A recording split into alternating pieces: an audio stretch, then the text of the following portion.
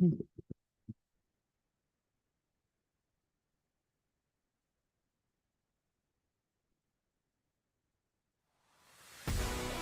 name is Dr. Grace Telesco. My name is Dr. Grace Telesco. My name is Dr. Grace Telesco. I'm joined by Dr. Teresa Lily White, Dr. Lenore Walker, Mr. Ed Denzel. Investigation with Dr. T is something that actually was the brainchild of our dean, Dr. Durham. And now, coming up this next season, we're going to be doing it almost weekly, a weekly show on a Thursday night. So lots of really cool guests. It's not just police topics, it's not just corrections topics, but it's topics that are affecting us in kind of all areas. But one of the things that we hope to get across is raising awareness, educating about some of these really important topics like human trafficking, topics like disasters. We did a show, Confessions of a Serial Killer. So for this upcoming season, we've got a couple of really cool things. We're going to have a day in the life of a DEA agent.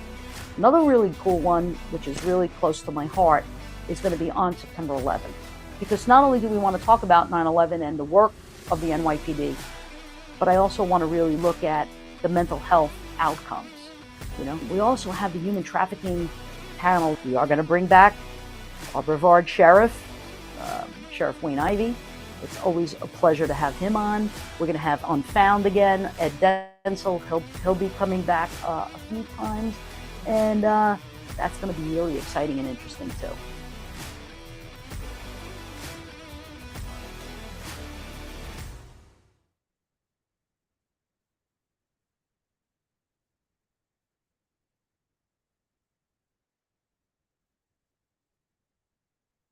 So welcome, everybody. This is Dr. Grace Telesco from Abraham Fischler College of Education School of Criminal Justice. And this is Investigation with Dr. T. And we are joined tonight by a very special guest. And I'm actually gonna go ahead and share my screen with you so you can see who our guest is tonight. Gregg Rossman is an accomplished litigator, lawyer, attorney, with more than 29 years of trial experience. Gregg is an expert litigator and an expert in the application of the law in the service of law enforcement agencies and municipalities. As an assistant state attorney, he tried some of the most complicated and high-profile cases in Broward County. Gregg has lectured extensively throughout the state of Florida on topics such as ethics and professionalism, jury selection, direct cross-examination, closing argument, collateral crimes, cross-examination of experts, enhanced sentencing, search and seizure, exigent search exceptions, mobile tracking, and cell phone signal tracking. And I just want you to know, everybody, that I shortened his bio. His bio is much longer than what I'm reading right now. Gregg was quoted in a Wall Street Journal article about mobile tracking and cell site technology, and that sounds really cool. I think we will probably ask some questions about that toward the end. Really, really interesting stuff. With no further ado, please help me welcome Mr. Gregg Rossman, and I'm going to spotlight his video here so that we all can see him. And thank you, Gregg, so much. Thank you for being with us. And we met, actually, Justin Campbell and Layla Horton and I met you very, very briefly, but we were students participating in the Davie Community Police Academy. And you did a wonderful lecture about legal counsel and law enforcement agencies. And I know that you are the legal counsel for Davie Police. You're contracted to be that for them. But you also do other you also serve other agencies, and you're going to tell us about that in a second. But I just want to tell our viewers that after the Academy lecture that day, we ran it. I think did we mug you in the hallway?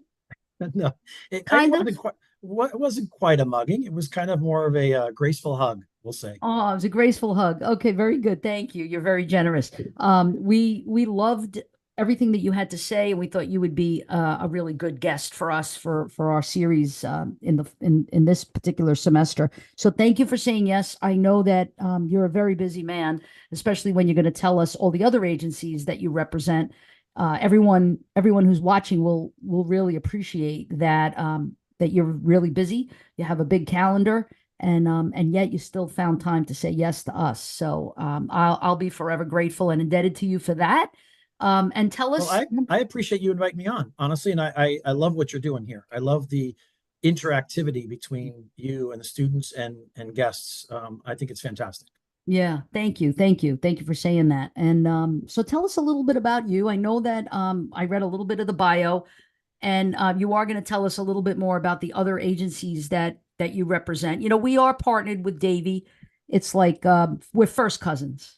We're Yes. first cousins. So Yes. we love our cousin very much.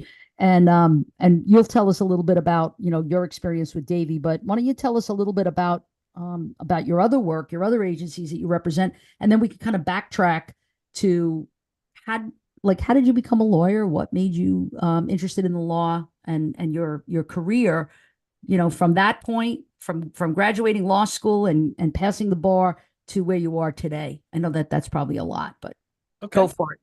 No, that's great. So, funny you use the cousin analogy. I always say that Davie is my spouse when it comes to being legal advisor because they were first to the table. February 6th of 2015, the council approved that contract, which was as immediate as it gets. I left the state attorney's office after 20 years, September 30th of 14. In that time frame, besides Davie, presently I contract with, or I should say, the Lauderhill Police Department contracts with me. In between that engagement, I have also been contracted with the Hollywood Police Department as a legal advisor, the Margate Police Department as legal advisor, the Sunrise Police Department as legal advisor, and for attorney also doing forfeiture work for them. I do in-service teaching and training, legal training for just about every agency, almost every agency, I'd say at this point, in Broward County, in-house for Miramar, in-house for Hollywood. I've taught in-house at Wilton Manors, for just about every other agency. I also will host myself one-day seminars at Broward Community College, the central campus there with the Institute of Public Safety, which is the police academy, whatever else calls it, in a large auditorium. And typically a chief or a detective or somebody will say, hey, can you do a training on Fourth Amendment or on search warrants or serving search warrants, or sometimes it's on when de-escalation became a topic. We did something on de-escalation and on policies for intervention, things like that. So those are just invite, and we have people from Dade, Broward, and Palm Beach attend those seminars, and that's really what I had hoped to do when I left the state attorney's office for 20 years, because I really wanted to stay in service to law enforcement because it's in my DNA, and I guess we'll get to that too from the beginning. So Yeah, perfect. So, you know, a lot of our students, like Justin, for example, Justin is a senior. He's going to be graduating in May, and then like the whole world opens up. So now you've got this degree. You know, for him, it's an undergraduate degree. He's a CJ major. For others who are a little far ahead of him, who've gone on to law school, they have an idea in their head that they'd like to be, you know, involved in the law. What made you decide to become a lawyer and go on to law school? Can you talk to us a little bit about that, your process? absolutely, it's I think it's a fascinating question only because I've known since I was a young child. I'm actually a Nova alum. I went to Nova Law School, so I'm Nova Stop it. Southeastern. Stop it. 100%, Stop it. 100% true. It's Yes. Spins fantastic. up. All And right. Go I sharp. graduated from Nova in May of '94, and I have Nova to thank for. I guess I have my parents to thank and God in some respects about DNA, but Nova, as far as training goes, um, litigation, the fight in the courtroom, if you want to use that term, came very naturally to me. It is difficult, like you say, when you graduate, whether it's an undergrad or from law school or some other type of advanced degree, you think you know what you want to do. But I always say there's two things that have to click for a job to match. One, you have to be suited for that job, skill wise. You have to have some skill set that is suited, but also the job has to suit you. Those are not the same thing. They may be two sides of the same coin, but I worked with a lot of wonderful people that were prosecutors, who were great lawyers that were kind of suited for the job. They could argue, they could draw up motions, they understood, but the job chewed them up. The job wasn't suited for them because it just burned them out. And I was very, very blessed that from a young age, I was born into a law enforcement family. My father was in the Army, attended West Point, then became a police officer. And back then it was a sheriff's office back then, 1958. They're going to be a sheriff's office again in 2 years. But he was there from 58 to 88. So my upbringing was always around in a police family. I have several uncles that were also police officers. So it was from the very start, I was raised in a household by a mother and father who basically preached, without saying the words public service, they preached service. That all of us, you, myself, Justin, Layla, anybody that's listening to this, we are all here in some respect to make our community better. We should be. Anyway, that's how I was raised, that wherever you are, if you're in the cafeteria at school, the cafeteria should be a better place because you're there. If you're on the playground, it should be a better place because you're there. And that was the expectation when I was raised, the expectation in my household. And then I tell people that I also, I guess, I don't know if it's a good or a bad thing. I guess I've been told I have an overdeveloped sense of conscience. I was always the person, I'm the youngest of 5 boys. So I was picked on in my own household, but in a good way as brothers. Wait, no sisters? No sisters? No sisters. Can you believe that? Oh, your mother. Yeah, she ran the household. God bless her. My mom's Italian. She ran the household. So, but so I could always kind of stand up for myself. I really didn't I can't ever say I got bullied or anything like that because I was always kind of outspoken and could stand up for myself. But I always did take on, and my father told me that if one person's being bullied, then you're being bullied. So, and back then we didn't call it that. I'm 58 years old, so we didn't really call it bullying back then. Kids were just being mean, and sometimes kids were mean. But right. I was always the one that felt it was my obligation to kind of step up and step in for somebody else that either wasn't or couldn't defend themselves. And so from an early age, I was told by teachers that I was, I guess because that I was talkative, that I was either going to be a priest. I went to Catholic school. I had nuns as teachers. That I was either going to be a priest or a lawyer. And the lawyer one suited me better. So in my opinion, so I always wanted to serve in some way in public service. I did always feel a calling to the law because you speak for people in court that cannot speak for themselves most of the time, especially as a prosecutor, as an assistant state attorney. You're speaking on behalf of the victims, whether it's a homicide victim or it's a victim that is alive, whether it's a victim of a battery, a burglary, whatever it is. But you're in court. And even though I was told over and over again by defense attorneys, usually, that the victim is not my client. And I guess in that sense, that's true. I would stand up and I was representing the 17th Circuit of the state of Florida, Broward County, but try to tell a victim in a case that you're prosecuting that you're not their lawyer. And they would always tell me, you take it too personally. I'm like, how else do I take it? I mean, I have a job, I have an obligation, whatever job. You should be the best professor that there is at Nova because you've accepted that job. And you should be the best podcaster because you've accepted this job. So I felt like if I was there to be a prosecutor, I should be the best prosecutor that I could be. Doesn't mean I'm going to be the best all around, but I should be everything that I can be. So from a very, very young age, I kind of always knew that. I did take some time off. I went to Broward Community. Nobody else in my family really had gone to college. A couple of my brothers had, but my father really didn't plan on college. He went to college. The Army sent him there at West Point. But otherwise he would not have gone to college. But we were expected to continue education. So I went to Broward Community College and got my undergrad degree and went off to Florida State and graduated from Florida State in 1988 with the idea that I would go to law school. But I did have this, I can't call it midlife crisis at the age of 21, 22, but I did start to think that, was I going to law school because I really wanted to go to law school or because everybody around me always said, you're going to make a great lawyer one day. You're going to be, I wanted to make sure, and I would tell anybody that's listening, make sure whatever you do, you spend more time at work often than you do at home in your private life. Whatever you do, like I said before, you have to be suited for it. It has to suit you.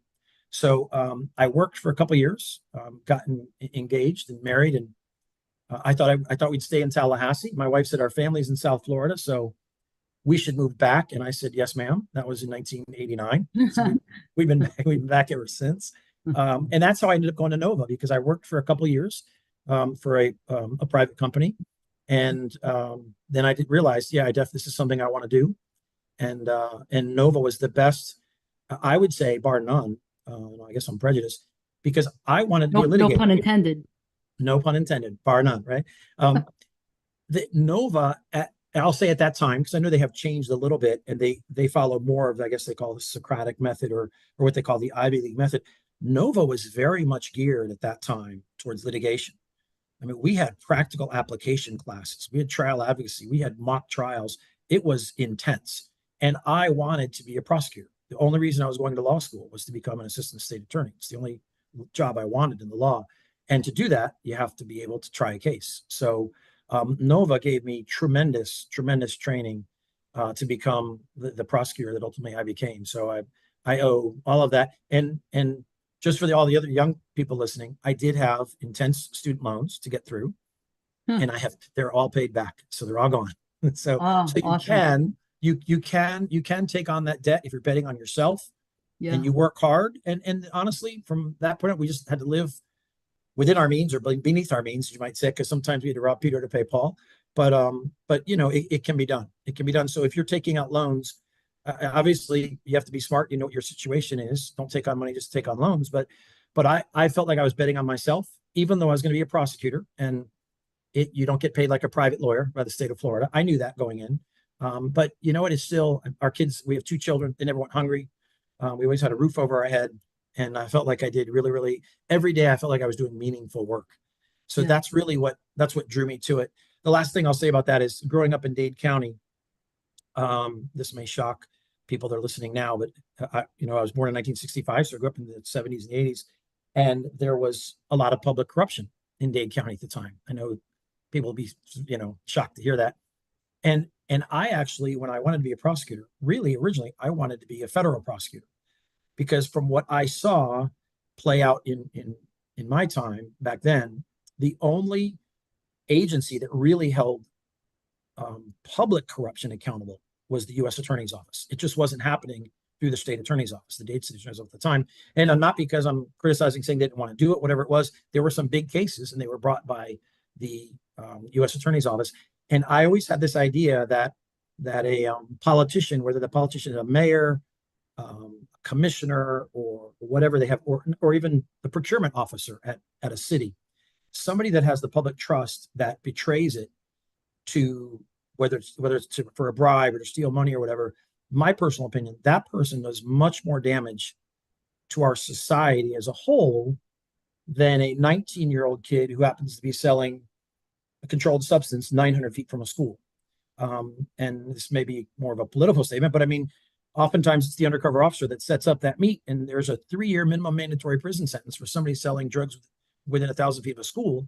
But if you're a mayor and you steer contracts worth millions of dollars to your friends, and there's no minimum mandatory there. To me, that was just, there was such a dichotomy there. And I hate to use the word fairness, because usually you say fairness, that means you have nothing else. You don't have a law or something to lay it on. But look, I know life isn't fair, but to me, I wanted to make an impact, and I wanted to make that impact in the area of public corruption. So I thought I wanted to be an assistant United States attorney until I started at the Broward State Attorney's Office.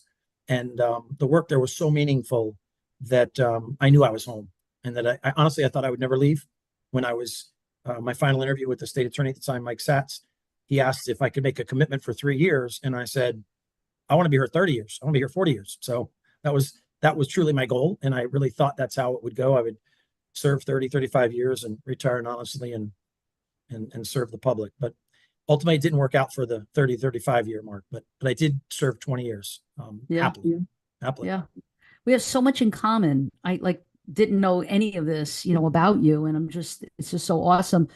I too had a father who really influenced my decision to join the NYPD, to join the police department, because he was a civil service guy, and he would always say, I mean, he just pounded it into my head. I was born in 1960, and, and he drove a bus for the city. Very simple, simple guy, but like a real public servant, and Yeah. I took the test and I became a cop. And through that whole process is where my education kind of took off. And you said, we're either going to be a priest or a lawyer. Well, I too, growing up in a Catholic Italian family, was very much into the church. And and it was either going to be, I was going to be a cop or I was going to do something to do with the church. Yeah. So, but I will say this, and I hope that what I'm going to share is going to help some students because I always wanted to be a lawyer, and I think I would have been a great litigator, just because I'm a really good actor, and just like, performer. Well, and So you're authentic. Let me just, I don't mean to cut you off, but yeah, you're no, authentic. When I would train, the bio you're reading that I spoke, I used to train other prosecutors, and I would tell them the number one trait I can't teach you. It's authenticity. You have to be, you and I might get the same case. You would present it completely differently than I would, but we get the same result because you have to present it from the perspective that you see it and the way you can explain it to a jury. And a jury, you use different phrases and different words because of where you're from and how you were raised than I would. right. But one's not better than the other. They're both authentic, and that Yeah. that you have, you're Yeah. definitely, that authenticity is the most important factor. I don't know why I was always attracted to the law, but I was. And then I took the LSAT and I just bombed it, right? And then I took the Princeton Review at the time. I don't know what they have now, but it was a costly course. And, I think I raised my number just a little bit, but then I was just like, I gave up. I gave up the dream and I went for a PhD instead. And because I already had my master's in CJ, but I went for the PhD. And I mean, no regrets. I always believe that whatever, the trajectory is, but I want to just make sure that if there's any students who are watching and listening, that you don't let one challenge, if you will, or roadblock stop you from doing and pursuing whatever your dream is. Because certainly, I mean, who knows? I had great GPA. Maybe with the LSAT score and my GPA and who knows what, I would have gotten in. Maybe not to NSU law school, but I might have gotten into like one of the Brooklyn law schools or something. I don't know. But I do want to talk to you about something that we were talking about before the show began, and that is what we called in New York indemnification. So if I'm a police officer and I'm on duty and I'm doing my job, and something goes south, and what I mean by that is like so many things can go wrong, when you're out there doing your Yes. job.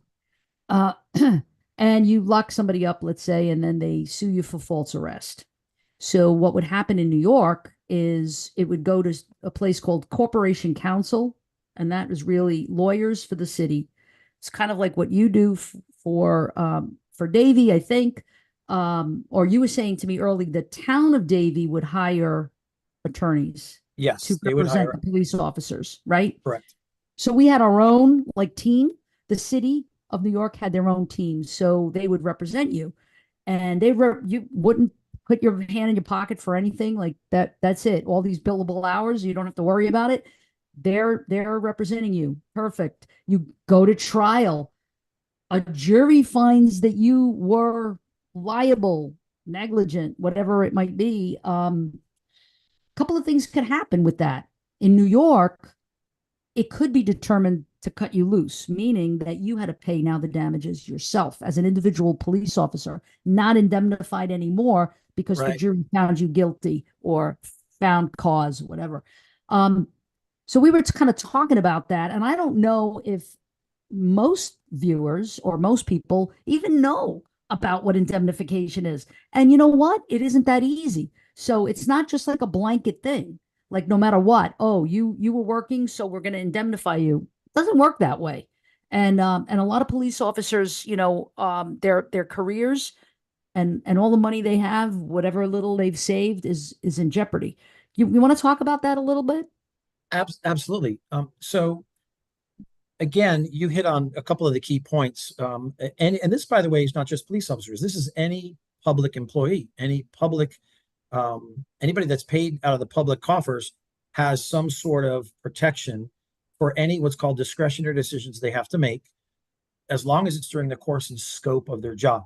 So obviously, if I am a mosquito sprayer, I'm not supposed to be making arrests. That's not in the course and scope of my job. As a police officer, the course and scope of my job does require me to do investigations and make arrests ultimately. So if I make an arrest, and anybody that's been a police officer for probably more than 3, 4, or 5 years at some point will be named or has been named in a lawsuit individually or with 4 or 5 other officers. And it's not always for an unlawful arrest. It is for a lawful arrest where the person actually gets charged by the state attorney's office, even convicted. But now they're claiming that there was excessive force used in the arrest or some other act such as that. They can sue either in state court, federal. Usually they sue in federal court, and what they claim is it's a violation of civil rights. And it's very, very important for officers to know. Part of what I do is a great part of what I do is Fourth Amendment training. We all live in the greatest country in the world, no matter what. I don't know what. I don't know on TikTok. I don't know what people see on TikTok, but we are the only country in the world that has a contract, which is our Constitution, a contract that says the government cannot put their hands on me. The government cannot invade my privacy unless certain thresholds are met. And that doesn't necessarily mean a search warrant or an arrest warrant, but a police officer cannot just roll down the street, see me and grab me, throw me in the back of their car. They have to have probable cause. And if they do that, if they're acting in the course and scope of their job, and based on what they believe is probable cause, sometimes mistakes are made. Sometimes a witness will identify, let's say somebody identifies me as the person that stole their bicycle, but it turns out later I have an alibi and it's somebody that looks a lot like me. That's not really the officer's, I won't say fault, but I mean, you understand, somebody pointed me out and said, I was the person who stole their cell phone or whatever it was. An officer has to act on that as long as it is reasonable. So in the state of Florida, they do have qualified immunity if they're acting in the course and scope of their job and they are acting reasonably. And reasonably is defined in the case law as they are not violating well-established law. The difficult thing about that is a police officer, let's say you're 22 years old, that you're Justin and you graduate with your criminal justice degree and you get hired by Davie, you go through the academy and you're there for a few months. And then you go through a couple months training in-house at Davie, you make your first arrest and somebody argues that they didn't think you had probable cause to make that arrest. And the state attorney's office decides not to file the case for whatever reason, whether it's a policy reason or whatever the reason is, and you get sued. Justin's not a lawyer, so it's difficult for him to know what is established case law. So there should be somebody, preferably a lawyer, training officers on, hey, by the way, the Supreme Court just came out with a new case, which they do from time to time. Not to get into politics, but I'll use an example that probably anybody that watches this or listens to news, Roe v. Wade. For the longest time, Roe v. Wade was well-settled law. If that was a law that affected police officers, the day after that Dobbs decision came out, the law has changed. And a police officer is charged with knowing the law has now changed. And let's say that was a law that affected your ability to arrest somebody. That police officer the next day better not make an arrest based on something that's now been overturned. So how can you expect police officers to know that the law is this living, breathing organism? And it's the lawyer's job, in this case, their case, my job, to stay up on Supreme Court, Florida Supreme Court, district court cases, even local cases, in conversation with the state attorney's office. Hey, you had a motion to suppress. What were the issues in the motion to suppress? Why did it go bad? Why did something get suppressed? So that they're constantly up to date. And it is really just no other way. It's like a living, breathing organism. You have to stay up with it all the time. And as long as they are working within those parameters, and a court or a judge or a jury can deem that what they did was reasonable, even if they were wrong, if we understand why they made an arrest and it's reasonable, then they are protected. And if there is a jury verdict in that scenario, then the town ultimately protects them, indemnifies them, as you described before. Yeah. So now I will say this, the flip side is true. And I say this in every training that I do. If you are going to go outside clearly established law, because and it's easy to do. If you're a police officer and somebody just gets under your skin, they curse you out, or they get in your face. You experience it, I'm sure, in your 20 years there in New York. That doesn't give you the right to put your hands on. They have a First Amendment right to say rude things, to say aggravating things. And every now and then, a police officer will take the bait and we'll go hands on. That's outside clearly established case law. And at that point, they are at risk because they know better.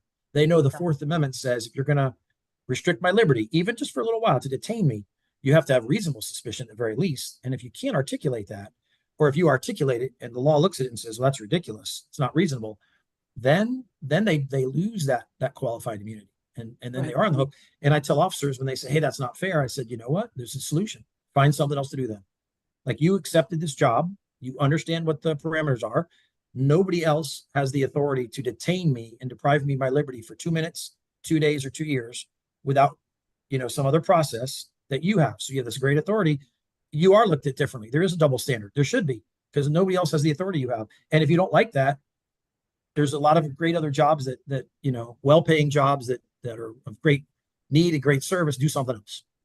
So they don't always like to hear that, but Right.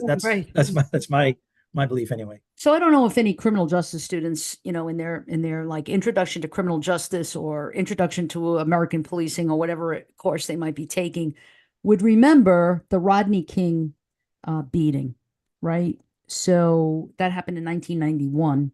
If anybody remembers that, I mean, you and I do. You and I are old enough to, Justin, Yes. Layla may not, but they may No. have heard of, Rodney King.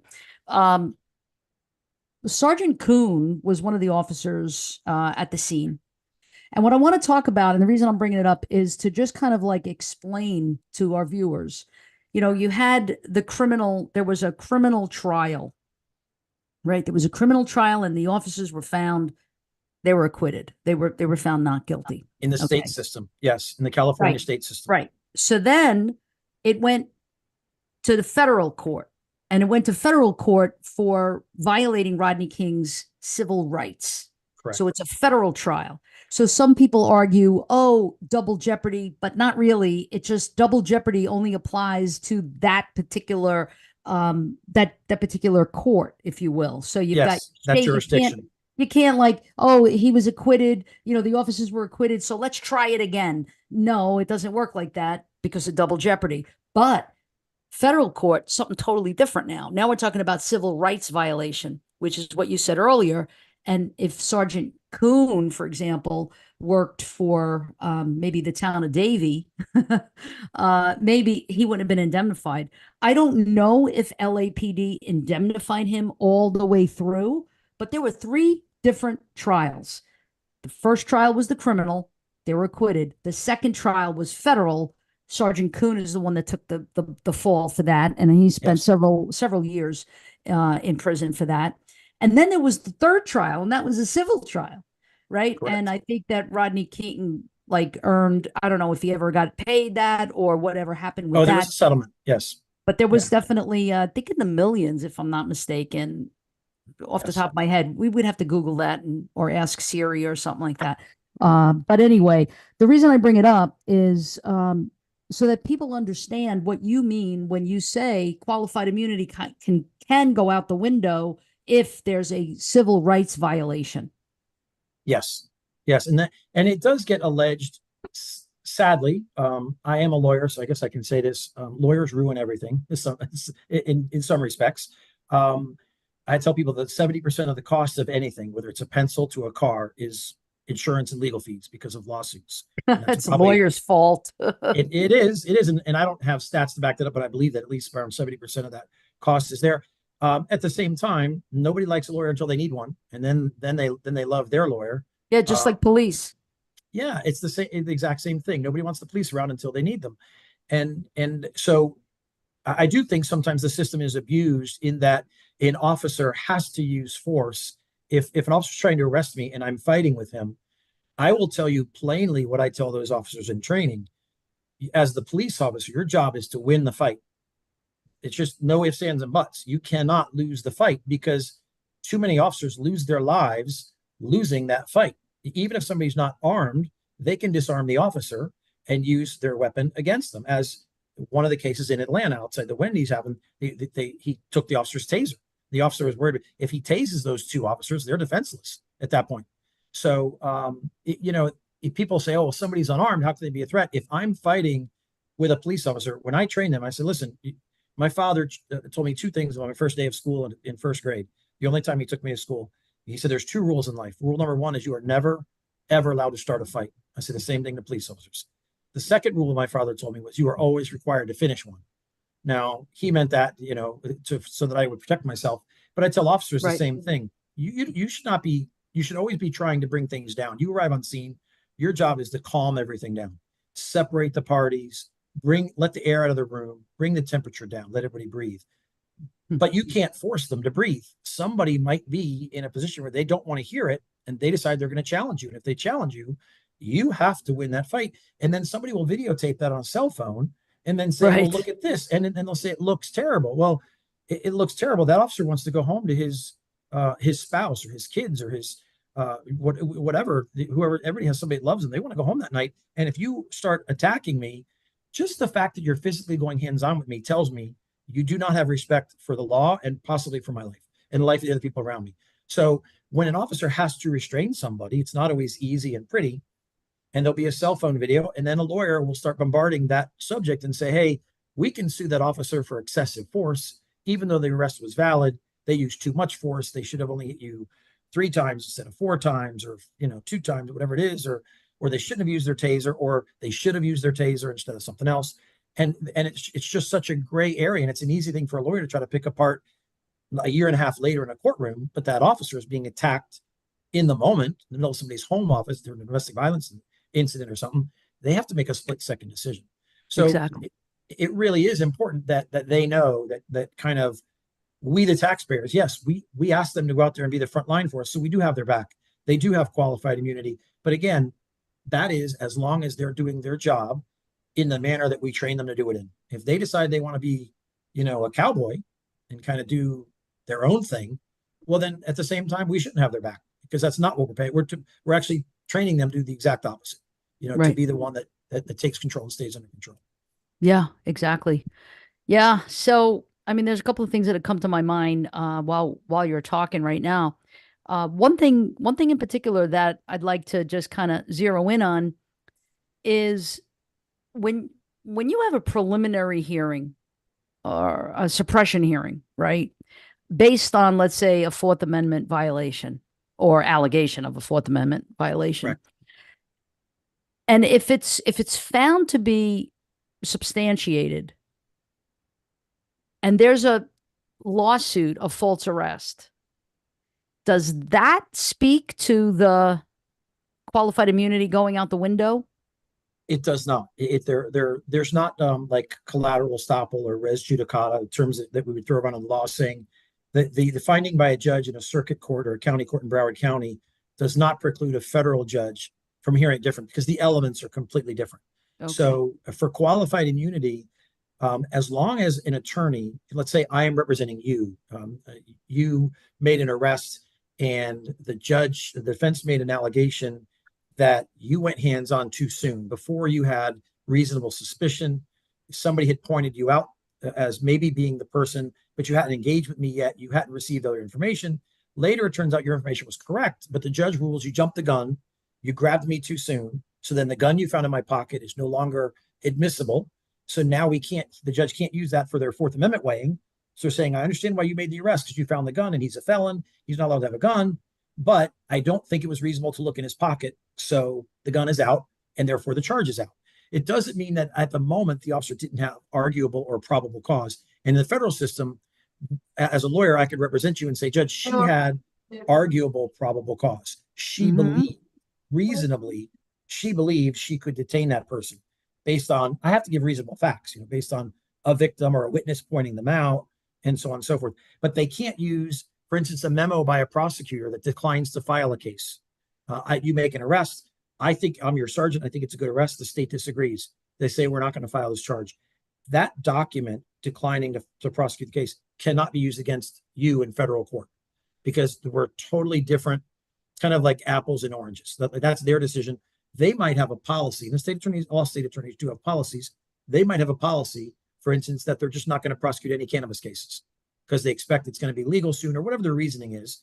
Right. And I'm not saying that's the case here. Oh, I was going to say, are you telling us something that we don't know? No, I'm not. I'm not saying that's the case. Yeah, here. we don't want to advertise that. But I'm saying no. But I'm saying there may be a policy that based on somebody's age, we don't want to charge somebody with a felony because they're 16 or 15, even though they may have committed a felony. We're going to divert them back to juvenile, or put them in a diversion program. Every prosecutor around the state there are these types of programs, and there are policies like that. Right. So they may have a policy reason that maybe is valid for why they don't file a case, but it doesn't mean I didn't have probable cause at the time I made the arrest. And that's why in a federal court, they can't come in and say, some prosecutor didn't agree with you. And the answer is that prosecutor wasn't out on the scene with me when I made the arrest. So my arrest is based on probable cause which is a lower threshold. The prosecutor has to believe that they have a good faith basis to think they can get beyond a reasonable doubt. It's a whole different standard. Yes. So that's why it really is apples and oranges. What can you tell us about expert witnesses that you might have come across, over the course of your career, especially when someone's suing a police department for some type of wrongful action, oftentimes wrongful death. Wrongful death lawsuits is I would imagine, I'd like to hear what you think, are probably really difficult, and there's probably 9 times out of 10 a settlement, right? Isn't that, would you say that that's true? And then also, Yes. how do you draw upon expert witnesses and expert testimony? Well, so let's talk about the expert thing first. My experience was all in the criminal realm, expert testimony. So oftentimes it would be mental health experts in a death penalty case. I was a homicide prosecutor the last 7.5 years I was in the office. So there were always experts involved in that. There are experts involved in ballistics experts that will match or what we call a projectile, which is the part that's expelled out of the gun, or a casing that was ejected from a gun. Somebody will look at that. We have fingerprint experts, DNA experts, scientists, medical examiner is an expert, and they may be an expert on the cause of death. There's a forensic anthropologist who was by far my favorite expert that ever testified in one of my trials. She was necessary in a homicide case beyond, she had knowledge beyond the medical examiner's office as far as cell response and stuff like that, and to it during an injury, to determine when an injury occurred. So they're of great value. And in civil cases as well. The flip side of that is, going back to what I said to you, why I think you'd be a great lawyer, authenticity is always a problem. There were experts, I won't say because it's a long time down the road now, but when I first moved up to felony, there were certain experts that were recommended to me by other prosecutors. You move up and you ask the person that's kind of like now your trainer in felony, I need an expert for A, B, or C. Do you have somebody? They say, oh yeah, we always use Dr. Telesco. And I'd say, why? So, because she always tells us this. And I would say, then I don't want her as my expert, because if she always tells us the same, she always tells us we're right, then I'm not getting an honest opinion. I wanted authenticity. And if you as an expert looked at a case and said, for instance, causation, in some of the most difficult cases I ever tried, in cases that judges never wanted to try, were DUI manslaughter cases, because they involve the death of a human being, which is very sympathetic. We should all be sympathetic to that. At the same time, typically the defendant was a school teacher, a carpenter, a lawyer, whatever. Lawyers aren't sympathetic. I should have thrown them in there. But I mean, a very simple, somebody that has no criminal record, had no criminal intent that night, but had too much to drink, made a terrible decision, and changed the arc of a family's life forever, maybe killed 1, 2, 3, 4 people. So there has to be consequences to that. But there were always experts that would come in and try to say, well, he wasn't responsible for the crash because, they're hired by the defense or hired by the state. We might hire an expert to say he was responsible for the crash, because if there's no causation, if let's say I'm the drunk and you're not, we have a crash, forget the fatality, but I'm not reliable unless I was the reason for the crash. I caused the crash. If you crashed into me, I'm sitting at red light, you rear-end me. Even if I'm drunk, that's not my fault. You rear-ended me. So causation is always an issue, especially in criminal cases. Those kind of cases, we might have an expert to say, hey, here's how the crash happened. Here's why this person's at fault. And the defense would hire an expert. And it was almost always the same 1 or 2 experts that would sometimes, in my opinion, start to stretch what I'll call science, or not even science, but start to stretch facts or whatever it is. They're trying to put a square peg in a round hole. Right. And they were always exposed. I mean, it's easy to expose somebody because, facts are facts. So you start going too far afield, jurors can see it. And that's why for me as a prosecutor, when I was told, oh, we always use so-and-so, I'm like, well, then that person's not a value to me. I want somebody who's going to tell me, here's the good part of your case, here's the bad part, and here's the ugly part. That's what I should be seeking that truth anyway. Yeah. So experts are very, very valuable. They're very necessary. But there are some that simply make a living at being an expert. Right. That's all they do. Yeah. And as soon as I see that, I get very, very leery, no matter what their industry is, no matter what their science is, whatever their title is. they may have gone to Harvard or wherever they've gone to. To me, it's again, does common sense match up with what they're saying? Yeah. And Yeah. I did find that experts oftentimes, more often than not, not the good, not the best ones, many of them would talk over the jury. And they lose the jury because they come in and say, I went to Harvard, so I'm telling you that wall is red when we can all see the wall is blue. But they Yeah. would say, but I went to Harvard, so don't believe all the other evidence. I and jurors very dismissive. I mean, I Yeah. have jurors that would come up and talk to me afterwards and say, "Oh, we didn't believe that."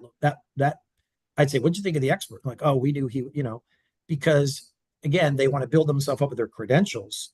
Um, I used to say in DUI manslaughter cases, for instance, I would ask you if you were a juror, I would say there might be expert testimony in this case, and if there's two experts, one is the scientist that works at Ford, who designed the braking system for vehicles 30 years ago, and everybody has adopted his braking system, and he's going to testify in this case why these brakes failed or didn't fail. The other is a mechanic at Midas who's been working for 25 years fixing brakes. And I ask you now, who do you want working on your car? Who are you going to trust to fix the brakes on your car? The mechanic who has maybe no college education at all, or the scientist who has all these great degrees and can explain the theory, but doesn't really know how they work in real life. Yeah. So to me, experts they have to be authentic, but they also have to have some kind of real life experience. Like my cousin Vinny, what was her name? The girlfriend. Listen, that's a fantastic example. I use clips from that in all kinds of teaching that I do. Yeah. It is one of the most authentic courtroom. It really is. It completely is. Mona Lisa Vito was his girlfriend. That's right. right. So That's yeah, right. yeah. Oh my goodness. That's great. You said something earlier about NSU and law school, and you talked about the term mock trial, which I do a mock trial in my introduction to criminal justice class. So it's a homicide case that they get to investigate throughout the whole semester and then build a case, defend it, prosecute it. So I split the group up into two, and That's we use fantastic. we use a courtroom in the law school. Actually, courtroom number one. If it's available, I get it. And then we have a judge who's usually played by a lawyer, either an adjunct or a full time person. And I think it's so valuable to do mock trial at the undergraduate level. The reason is that it really whets their appetite and they get to really see, wow, this is what it's like to be in a courtroom. And the interesting part is when you have somebody on the stand, it's not like they get to just tell the facts as the facts are. No, it's question and answer. So it's kind of like playing chess. Like you have to Yes, figure out, here's the story I want the jury to know. The way I'm going to get that story out is by question and answer, question and answer. And I think that's a skill and a technique that they're not accustomed to. And it's a real like eye opener for them. What do you think about that? I think it's fantastic. I'm glad to hear that. I would tell you one thing I always add, the one of the greatest skills to direct and cross examination for a lawyer is a skill that most lawyers just genetically lack. I'm one of them. I trained myself to have this skill, but I'm not. It doesn't come naturally. Listening.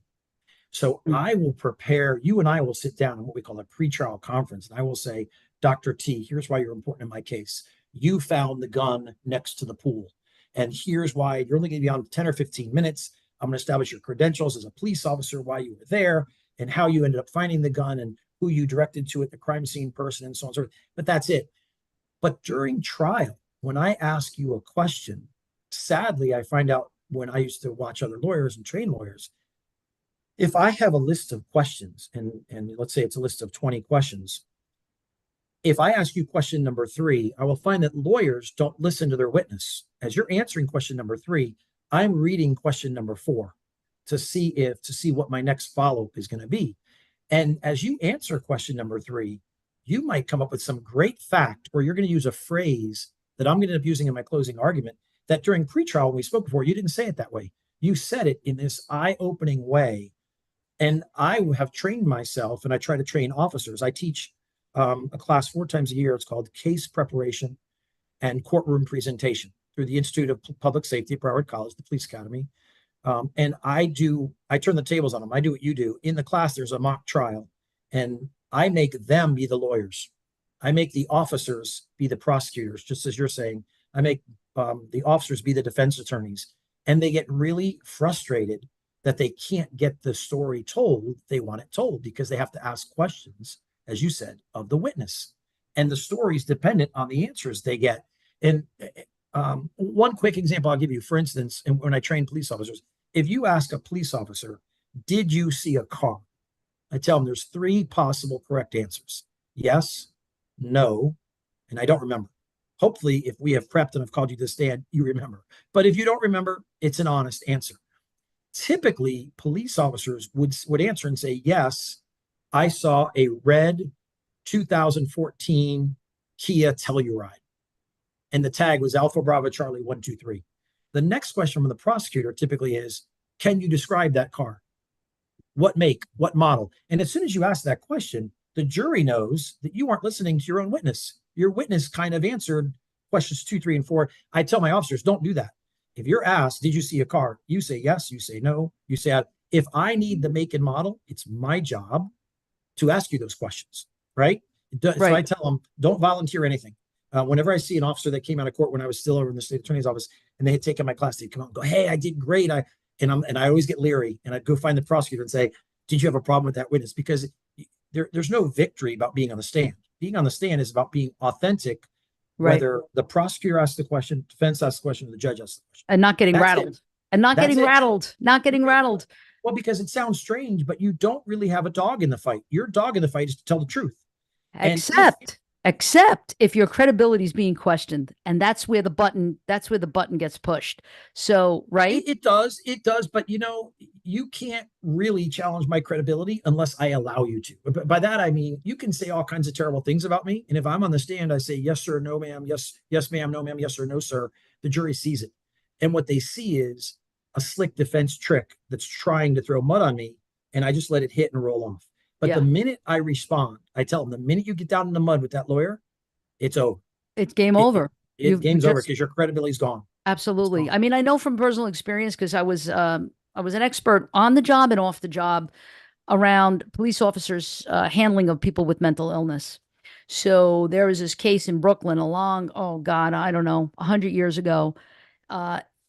It was a mentally ill schizophrenic man. He was running down the street. He was naked. He had what appeared to be some type of a weapon in his hand. He was shot and killed by police officers, NYPD officers. And at the time, I was the lieutenant in charge of the behavioral science department at the police academy. So I somehow became the witness that was, going to testify about what police officers are trained in. And there was depositions. I found the depositions to be worse than actually testifying. Yes. I don't know if that's true or not, but it is rattling, and I kept on having to readjust my way, my style. My style is to teach. And you don't want that from a witness. You don't want them teaching necessarily. You want them just answering and being very narrow in their answers, Yes. So it was a little bit of a learning curve with testifying. When we do courtroom testimony training for police officers, I think that probably Davie has the same. Well, they all go through FDLE curriculum. So I don't know if is there courtroom testimony training specifically? There is the class that I was just making reference is an FDLE certified grant class. So FDLE has grant money they give to Broward College and say, hey, put this on so many times a year. So it costs the police departments nothing other than they're paying their officers, for being at work. But there's no tuition. In other words, they get to send as many people. The class, I just saw the contract the other day. It's capped at 40 students.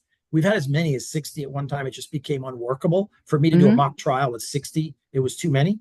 So originally they had capped it at 25 and ultimately we worked it up to 60. We're now back to 40, but that is a class. And the whole point is how to prepare your case. So what type of statements to take, that kind of stuff, how to put your case file together.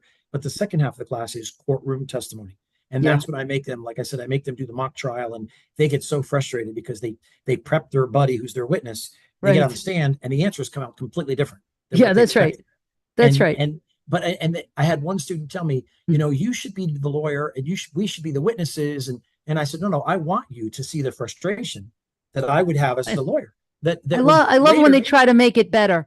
Oh, we're gonna try yeah, to make this content better. yeah, Thank you. yeah. Thank you for I, sharing. I said the whole point is I want you to see the frustrations of what it's Exactly. like to try to ask a witness That's that you right. have prepped to stay on script. Listen, and when I say script, the script is be honest. And I tell officers, answer the question asked and only the question asked.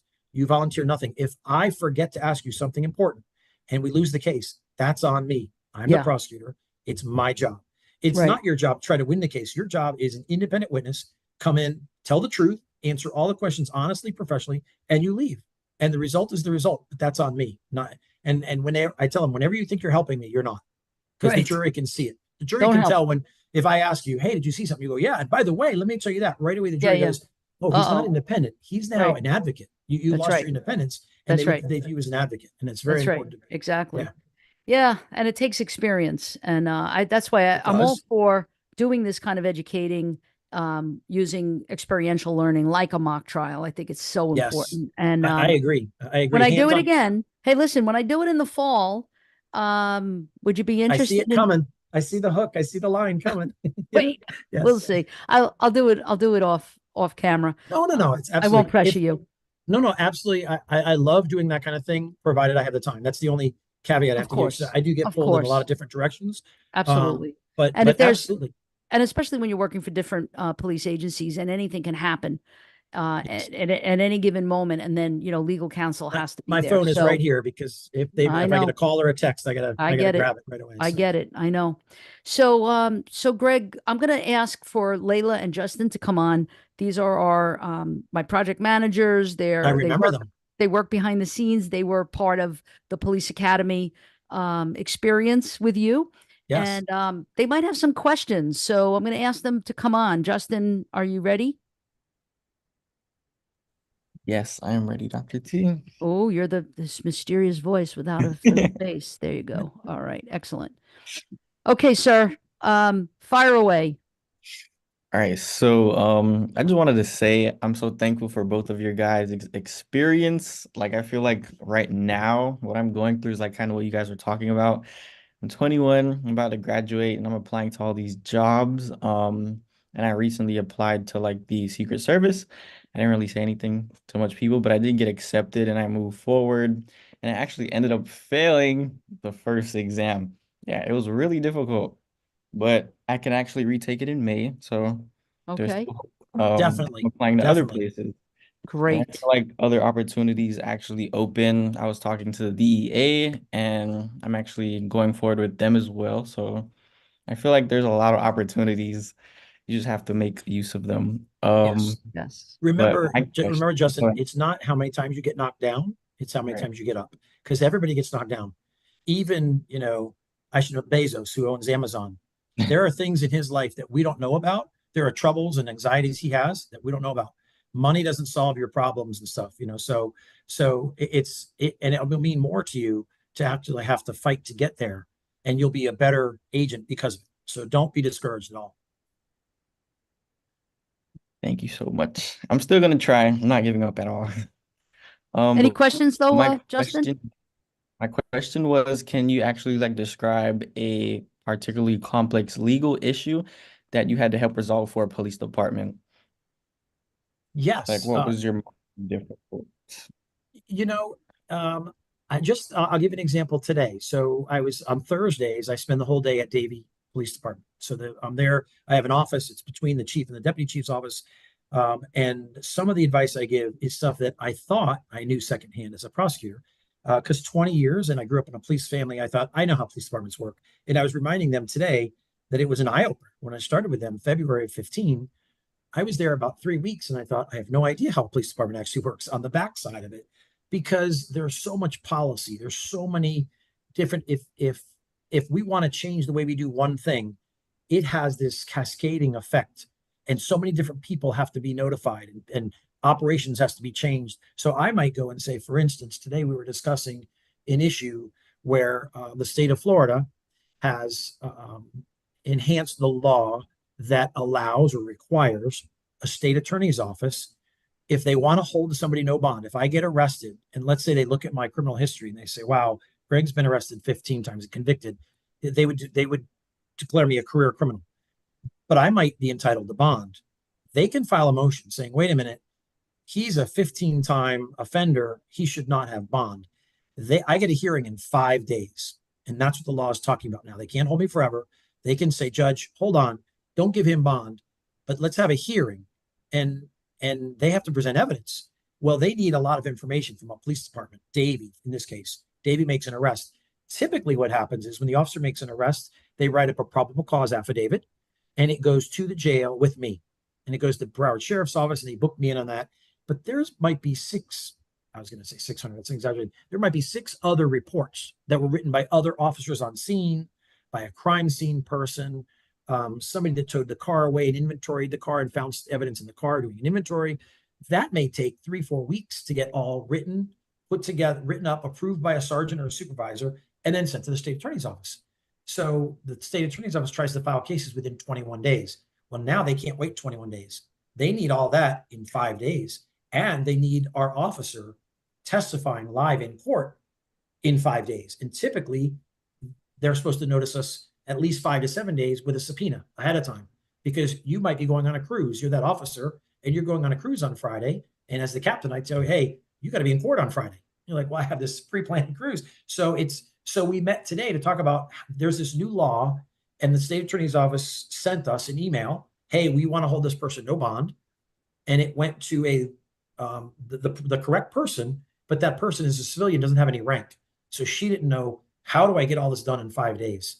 So it may not directly answer your question about like complicated, but for me, it was complicated because I said, well, that's simple. Call the captain and tell the captain to get everything together. And she's like, well, I can't call the captain because I don't work for that captain. I'm in a different, so we actually got together, the deputy chief, 2 captains, the person who's in charge of the manager in charge of port liaison, and the 911 operators, all that's your dispatch, and sat together, and we, for about an hour and a half, and had to walk through this whole series of events, from something as simple as, instead of waiting 21 days, they need it in 5 days. Now, the other thing that comes into that is, and Dr. T will know this, the officers also have a collective bargaining agreement. So Davie can't just say, oh, by the way, cancel your vacation and be in court on Friday, because that might violate your collective bargaining rights as, hey, you have to have a couple days notice. If you put in our telestaff that you're on vacation, we can't call you back from certain types of vacation. We can, but we can't. So there's just so many, that's what I found fascinating. There's so many moving parts that I took for granted as a prosecutor. As a prosecutor, I would look in our system and say, somebody forgot to, as a supervisor, I'll make Layla the bad prosecutor in my hypothetical here, sorry, that she forgot to subpoena witnesses for a motion to suppress. She got a notice a month ago. The judge said that motion to suppress is tomorrow on Friday. She forgot to give it to her secretary. They never got subpoenaed. They're not under any obligation to show up. She comes to me as her supervisor on Thursday and says, I'm in big trouble. I have no witnesses. Can you help me? And I'm old. I've been around a long time, so I had everybody's cell phone number. And I would say, well, it depends. I'm not going to give you their number. I will reach out to them and see if they're available. Tell me who you need, why you need it. And I would reach out and try to kind of lean on them and say, hey, we need you. Otherwise, this is going to get suppressed. And almost all the time they would come in. But I just thought it's that simple. What I didn't know is when I did that and leaned on them, they had to tell their sergeant, their lieutenant, their captain, because their shift had to be changed. They were going to now get paid overtime for coming to court. And that's part of the collective bargaining agreement. All these other parts of the pieces of the puzzle were affected by that one phone call, me calling you as a friend saying, hey, come on in and help us out.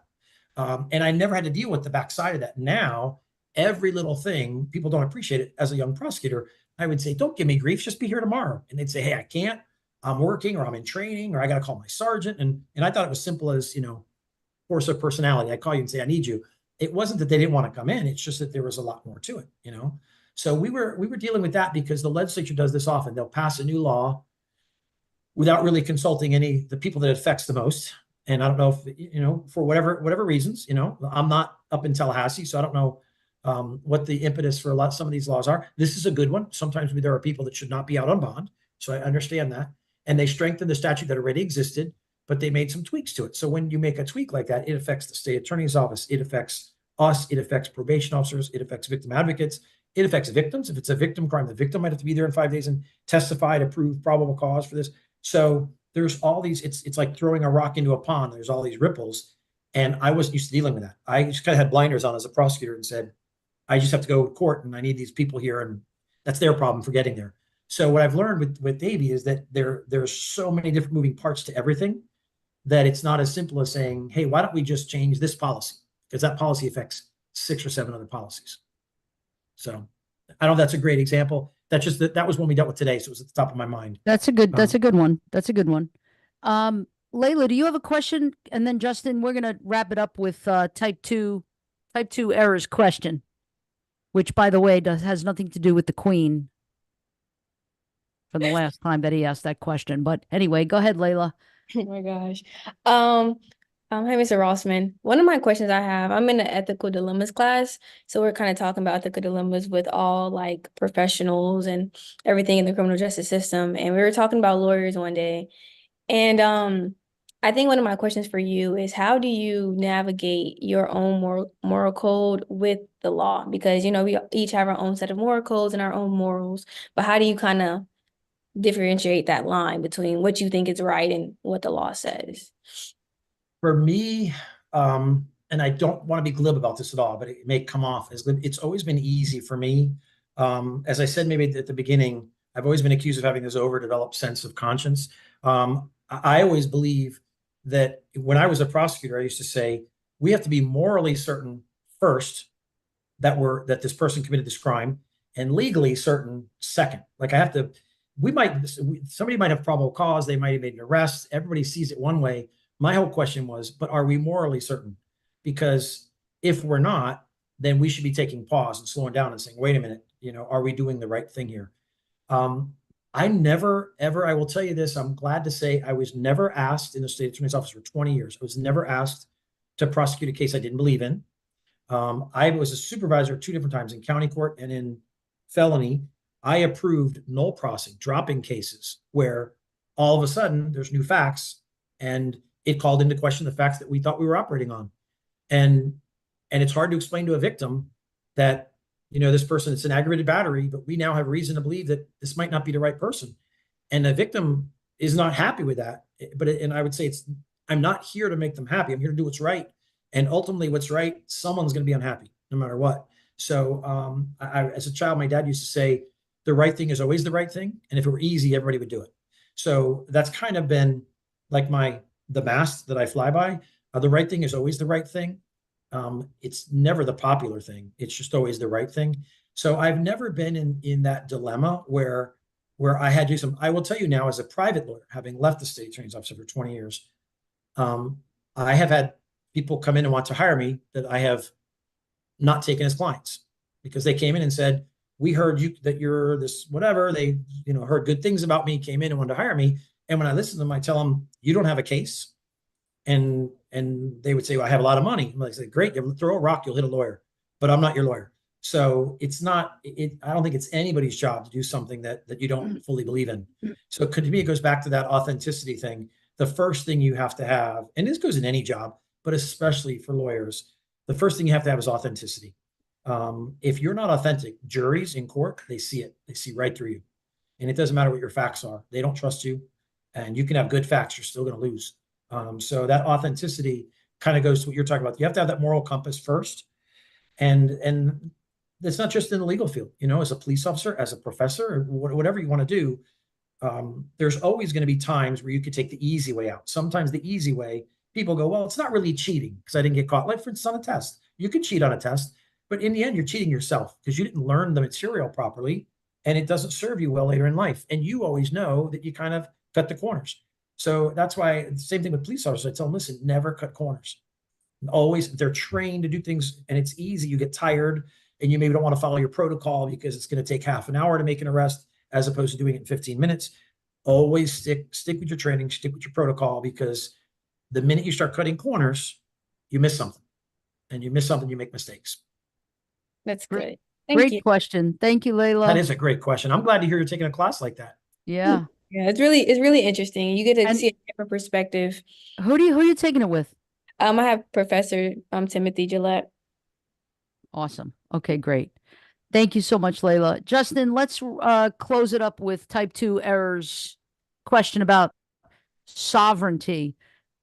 I'm just going to give you a hint. It has nothing to do with the I think I Queen know. or King of England. Okay, go ahead. Okay, so type 2 error was asking about sovereign citizens and how the courts deal with them. They seem to pose a lot of issues for law enforcement officers with not wanting to show their IDs and interfering with their investigations. They do present a tremendous problem. And we train officers on it. Going back to what type 2's question was at the end, last part, sometimes even a traffic stop, they don't want to even show their ID because their position is there's nothing in the Constitution or even the Magna Carta, going back that far, that says you have to get the government's permission to get a driver's license. That's their position. Most of these people, I say, they're earnest in their beliefs. They're wrong. I mean, to have a civilized society, we certainly have to have certain bumpers, and you do have to have the government paves the roads. They have the right to say, if you're going to drive on our road, we want to know that you can pass a certain test or that you have insurance and such things like that. But they do pose a problem. Almost all the time they come into court as a pro se defendant because they don't hire a lawyer. They don't want a lawyer. They don't think that the Florida bar has any jurisdiction to even regulate lawyers, that the judge has no jurisdiction over them. But I will say that usually every time that I've dealt with plenty in 20 years, it doesn't end well for them because they will come into court, but they'll tell the judge, I don't have to listen to you because you have no authority over me. And next thing you know, the judge may have them in handcuffs because they're being disruptive in the court. And at that point, the judge certainly has jurisdiction over them. So I've actually worked with a couple going back to when I was a supervisor in county court on license issues and was able to kind of resolve things with them. They're not necessarily always looking for a fight. The ones that I've dealt with personally genuinely believe what they believe. And so it's difficult. It's hard to compromise when I ask them, hey, just go get a license. They think I'm saying compromise your beliefs and give in and knuckle under the big bad government. That's what they hear. And I'm saying, you can hear it however you want, but it's going to make your life a whole lot easier. So they do present a problem. The court structure is set up to deal with pro se defendants. If, God forbid, Justin, you got arrested, you don't have to hire a lawyer. You could defend yourself. Dr. T could defend herself in court, no problem. But there's this expression that if you're representing yourself, then I'm going to get this backwards. Any lawyer that represents himself has a fool for a client. Yeah, that's how it goes. Because you're emotionally involved in it. You should have somebody who is detached emotionally. Even if I were charged with a crime, I would hire somebody else to defend me. So when sovereign citizens come in, they don't really believe in the system. Sometimes they'll bring another sovereign citizen in that they will say is their counselor, and they want him to act as their lawyer. The law doesn't allow that. You have to be a member of the bar to argue in court, and that becomes a complicator. It was really odd. I tried 2, 3, 4 trials against pro se defendants. Most of the time, you go your entire career, you don't try one case against a pro se defendant. I tried a homicide case, a death penalty case against somebody who represented himself. It's not easy. It wasn't advisable for him either. It didn't go well for him. But it was a difficult thing for me because my job, actually, I will say it's one of the things I'm most proud of. I got a beautiful letter from the jury for me. Well, he wrote a letter to the state attorney, and I got copied on the letter, saying that it was obvious to the jurors that though I was prosecuting him, and he had a prior homicide at a Dade County, he executed somebody. He's not a sympathetic person. In my opinion, whatever other people think about the death penalty, I was in the homicide unit. I believed it was appropriate. But they thought it was obvious that I was also protecting his rights throughout the trial, that he would object and not say the right thing, and the judge would overrule his objection. I would say, Judge, I think he's trying to say hearsay. Now, some of that was also because I want the record to be very clean and clear on appeal, but they saw that though I was prosecuting him, there was also a fidelity to the law, to the words that he used, that I was protecting his constitutional rights. My job as a prosecutor was to present the case and prove to them that one, it was a homicide, and that two, it might be worthy of death penalty, but not in a way that didn't respect his rights as a citizen. And I think sometimes the sovereign citizens don't get that. They think if you're part of the government, you're there to abuse people or whatever, and maybe they've had experiences that way. But I can say that when they come in the system, the answer, does it complicate things? It does. It does not prevent the system from ultimately working, though. I will say that. Did there's a follow-up question. Are they considered to be a terrorist group by the FBI?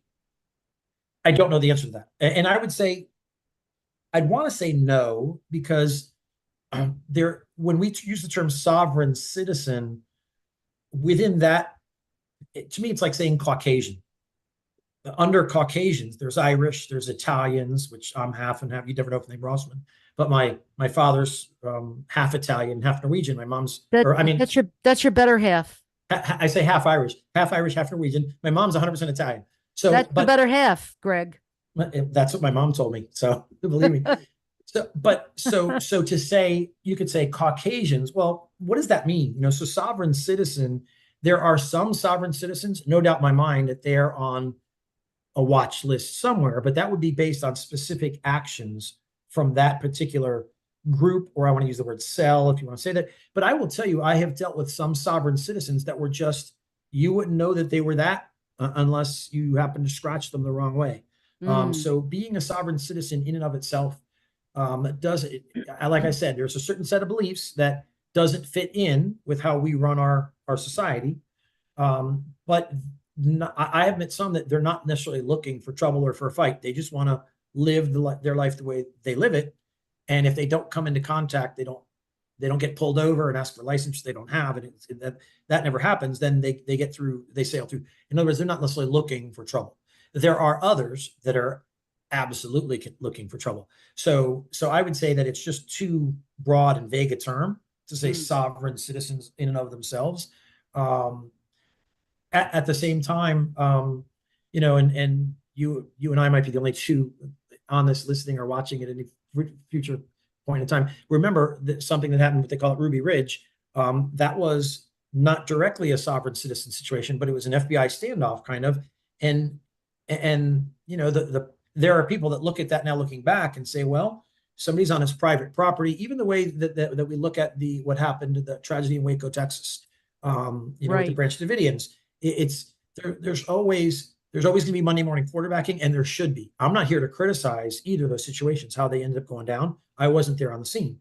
But I do think, and I will tell you this, I'm proud to tell you this, every police department, anytime there's a use of force, there is some kind of what I'm going to call after action. In other words, a form has to be filled out. A supervisor, a lieutenant, a captain, somebody has to see, even if it was just physical, like restraining me and then handcuffing me, if any kind of force is used, it's reviewed, and it always should be, because we want to be smarter and better about what we do. Did we do it correctly? Did we not? How do we get better? And that's one of the things that where a sovereign citizen can be a challenge, because they don't want to fit into those. We can have all the policies and procedures about respecting people, the Fourth Amendment and such, but they don't necessarily believe in that either. So if they don't believe in any authority, anytime you try to exercise authority, they see you as an adversary. Absolutely. Yeah. Well, I'm so glad, because a couple of weeks ago, I don't even remember what program it was or who our guest was. Maybe Type 2 Error remembers, but this question had come up actually by our member here, Type 2 Error. He brought it up. And I don't think that we've really got to the bottom of what is a sovereign citizen. And now you've explained it really, really well. So thank you so much. We are way over time, and I apologize. No. Apologize for a rich meal. The service was excellent. The food was phenomenal. The ambiance was great. So no, thank you. This was just really, really rich, filled with a lot of really good information. And again, I want to tell you, it's not lost on me how busy you are and what your schedule must look like. And I just want to say thank you. Thank you so much. I didn't even know you were an NSU alum. Yes, very that's proud why Nova you're alum. so wonderful. So listen, I have to tell you, Nova's program at that time they were cranking out litigators, because the curriculum was practical curriculum. In other words, we did a lot of hands-on and stuff. They kind of Yes. backed into the more the Socratic, where you sit back and I guess they want you to be able to practice in any state or whatever. But at that time, the clinical trial, if you wanted to work in the state attorney's office, you could do an internship. There were certified legal interns in every area. And I don't know if they do that as much. I don't think they do it as much as they used to. But yeah, very, very proud of Nova. And it served me, I have to say, for what I wanted to do, was the best law school I could have gone to. Awesome. That's excellent. Thank you, thank you, thank you again for being with us You're tonight. welcome. And we'll definitely be reaching out to you for some more collaboration as we go on down the road. I'm in for anything I can do. Anything I can fit in my schedule, I'm in. Thank you. Thank you again. Thank And, you. good night. Bye, Layla. Bye, Justin. Good night. Thank you, Greg. So we have a couple of things that are coming up. Let's see, for March. Let me see if we could get Justin on here for our March events. I'm ready whenever you are, Dr. T. I am ready. Go. Tell us. What do we have coming up? So, for the beginning of March, on the 7th, we have the Anatomy of a Crime Scene with forensic expert Dr. Sharon Plotkin. That's a big one. All of you forensic nuts, crime scene people. Right? And we don't have anything left in February, right? Tonight is our last show for February. So we're off for the next 2 weeks. But then we'll be back March 7th with Dr. Plotkin. And then what do we have on the 14th? On the 14th, we have the Anatomy of a Missing Persons case, again with Ed Denzel. And then on the 21st, we're going to be in Chicago. See, Justin and Layla and I are going to be in Chicago at the Academy of Criminal Justice Sciences conference. We're very excited about that, but we'll be live streaming from Chicago on the Abraham Fischler College of Education School of Criminal Justice YouTube channel. And we have on the 21st at night, that Thursday night, public defender Melinda Blostein, right? Am I saying her name right? Yes, you are. And guess what? She's an NSU graduate also. So how cool is that? We just have all of these sharks. And then on March 28th, rounding out March, who do we have at 7 o'clock on March 28th? We have Judge Ari Abraham Port. And he is a mental health drug court judge. And I cannot wait for that show. We actually took Introduction to Criminal Justice students on a tour to the courts, and we went to his courtroom and we watched part of his I don't think it wasn't a trial. It was sort of like some type of pre-trial thing that he had, a pre-trial appearance. And he was just so sweet and nice and generous with his time and with our students. And he let our students go behind his desk, and Layla was there, right, Layla? Wasn't he a great guy? Judge No, I Port? wasn't at that field trip. I went to the jail. Oh, you weren't on that field Yeah. trip, right? Well, you can't be everywhere. But anyway, if you could have been with me, I'm sure you would have been with me. But anyway, he was fantastic. Oh my God. And I'm really looking forward to him. I'm looking forward to all of our guests in March, but in particular, that show is going to be a good one. So anything else, Justin, Layla, that we want to say last chance? Nope. No, I think that's everything. Okay. Oh, it looks like we had Chris Powell on and saying, good show, Dr. T. That's great. Thank you, Chris, for being here with us. The beautiful thing about the YouTube programming is that it's archived. And so that means that if you didn't get to watch it live, you get to watch it on, what we used to say back in the day on the reruns. But anyway, it's archived. It's a recording, and you could watch it anytime. And the other really cool thing is that as soon as we end our program tomorrow, probably at some point tomorrow, Justin and Layla will be uploading the audio to tonight onto our podcast Spotify channel.